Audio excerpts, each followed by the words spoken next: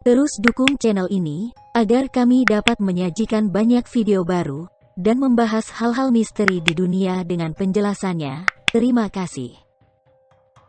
Senjata nuklir merupakan salah satu dari pencapaian peradaban modern saat ini yang berhasil dibuat oleh manusia. Senjata ini juga menjadi momok yang menakutkan umat manusia. Karena jika perang modern terjadi, maka senjata ini dapat digunakan untuk memusnahkan sebuah negara hanya dalam hitungan menit.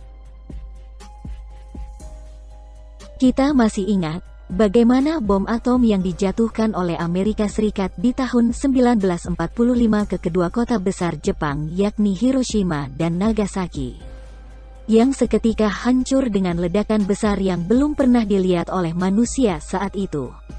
Korban yang timbul melebihi dari 200.000 orang. Saat itu Jepang langsung menyerah tanpa syarat kepada sekutu, dan mengakhiri perangnya di kawasan Asia Pasifik. Namun jauh sebelum kita mengenal bom nuklir yang dijatuhkan di Jepang, ada peradaban masa lalu yang diberitakan beberapa media massa bahwa pernah terjadi perang nuklir di masa lalu yang menimbulkan kerusakan besar, yang dikisahkan dalam cerita epik Mahabharata dan Ramayana. Dalam kisah itu, terjadi perseteruan antara dua keturunan besar yakni Pandu dan Dhritarashtra yang menurut beberapa catatan diperkirakan terjadi antara 2000 sampai dengan 5000 tahun sebelum Masehi. Perang besar itu disebut sebagai Perang Kurukshetra yang digambarkan sebagai perang maha dahsyat. Dan dalam beberapa catatan kuno India, perang besar itu melibatkan panah-panah api yang besar, teknologi pesawat terbang dan api yang membakar seterang 10.000 matahari. Beberapa catatan lain juga disebutkan bahwa banyak mayat-mayat terbakar yang sulit dikenali, korban yang selamat pun tidak luput dari kesengsaraan dengan rambut dan kuku yang rontok. Banyak burung-burung memutih, dan tembikar-tembikar pecah tanpa sebab yang jelas. Tentunya gambaran cerita tersebut dapat kita kenali saat ini sebagai efek besar dari ledakan bom atom atau nuklir di zaman modern. Sebagaimana kita ketahui, ledakan bom atom Hiroshima dan Nagasaki membentuk awan jamur yang besar, api yang terbentuk sangatlah terang. Hingga daya kejut ledakan yang begitu besar dan hampir meratakan kota Hiroshima dan Nagasaki. Korban yang selamat pun menerima efek radiasi yang begitu tinggi. Di antaranya mereka menderita kanker kulit, rontoknya rambut mereka, hingga kegagalan kinerja organ akibat terpapar radiasi dalam jumlah tinggi. Tidak heran jumlah korban bom atom Hiroshima dan Nagasaki terus bertambah setelah ledakan tersebut. Melihat persamaan akibat yang terjadi dari dua perang besar tersebut di masa lalu dan di zaman modern ini, banyak dikaitkan dengan penggunaan senjata nuklir. Banyak yang meyakini bahwa cerita epik Mahabharata dan Ramayana tersebut sudah menggunakan senjata nuklir. Dan ini banyak diberitakan dalam beberapa media massa. Namun apakah benar di masa lalu, perang besar dalam cerita epik Mahabharata dan Ramayana tersebut sudah menggunakan senjata nuklir? Adakah penjelasan dan bukti atas peristiwa tersebut? Mari kita bahas bersama. Dalam beberapa referensi berita diceritakan bahwa para arkeolog yang sedang melakukan penggalian di kota kuno Mohenjo-daro menemukan 44 kerangka mayat berada di jalan kota. Beberapa lainnya tersebar di beberapa tempat. Selain kerangka manusia, seorang analis berkebangsaan Inggris David Davenport menemukan semacam pusat gempa dan proses vitrifikasi, yakni struktur tanah yang terbakar dengan suhu tinggi hingga menjadi kaca. Beberapa temuan lainnya dikabarkan terdapat debu radioaktif yang cukup tinggi pada titik-titik tertentu pada situs. Namun klaim tersebut ditanggapin skeptis oleh beberapa pakar arkeolog dan para ilmuwan. Mereka merasa pemberitaan tersebut tidak jelas sumbernya. Beberapa kalangan sarjana pun mengkritisi metodologi yang digunakan dalam proses penggalian yang dianggap buruk.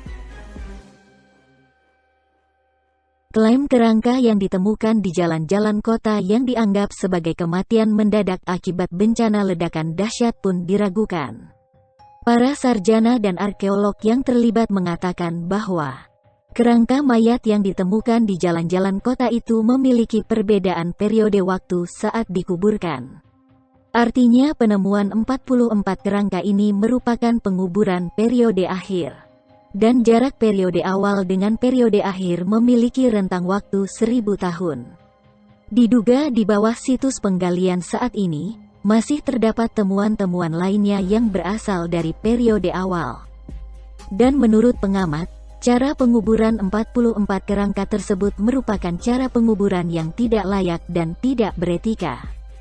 Diduga penguburan tersebut diakibatkan oleh perang. Namun bukan mati akibat ledakan nuklir. Dan pemberitaan yang menyebutkan banyak mayat yang terpelihara tanpa kerusakan dari perang kuno tersebut disebabkan karena radiasi yang tinggi juga diragukan kebenarannya. Para arkeolog yang melakukan penggalian tidak menemukan radiasi berbahaya pada penggalian di kota Mohenjo-daro dan beberapa situs lainnya. Terpeliharanya kerangka manusia yang ditemukan di kota kuno tersebut disebabkan karena cuaca dan suhu yang tergolong kering dan tinggi.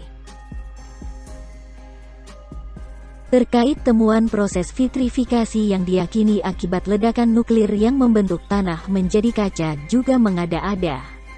Para arkeolog yang menemukan proses ini menyebutkan bahwa proses vitrifikasi yang ditemukan di situs penggalian merupakan proses pembakaran tembikar dan peralatan rumah tangga yang dibuat dari tanah liat dan kemudian dibakar pada suhu tinggi. Jadi menurut para pengamat dan arkeolog, ledakan nuklir tidak pernah terjadi pada situs kota kuno Mohenjo-daro tersebut. Menurut mereka, jika benar pernah terjadi ledakan nuklir, maka seharusnya dampak ledakan membuat kota kuno Mohenjo-daro menjadi lebih hancur dibandingkan dengan dampak ledakan di kota Hiroshima dan Nagasaki, yang dibangun dengan infrastruktur yang lebih modern. Kota kuno Mohenjo-daro dibangun dari kumpulan tanah liat atau lumpur yang disusun. Apakah mungkin kota kuno ini bertahan dengan ledakan nuklir yang besar? Padahal dari bukti-bukti arkeolog, bangunan situs di kota kuno ini masih dapat kita temui. Bahkan beberapa bangunan memiliki ketinggian lebih dari 15 kaki. Jadi klaim ledakan nuklir yang pernah terjadi di masa lalu merupakan klaim yang tidak memiliki bukti yang dapat dipertanggungjawabkan. Catatan kuno yang ditulis dalam naskah-naskah kuno tersebut bisa jadi menggambarkan sebuah kisah perang masa lalu yang pernah terjadi. Namun penggunaan senjata nuklir atau senjata pemusnah massal lainnya tentunya tidak dapat dibuktikan. Demikian informasi ini kami buat, dan jangan lupa untuk mensubscribe channel kami, agar kami bisa membuat lebih banyak video yang menjelaskan kejadian-kejadian aneh dari sisi ilmiah. Terima kasih.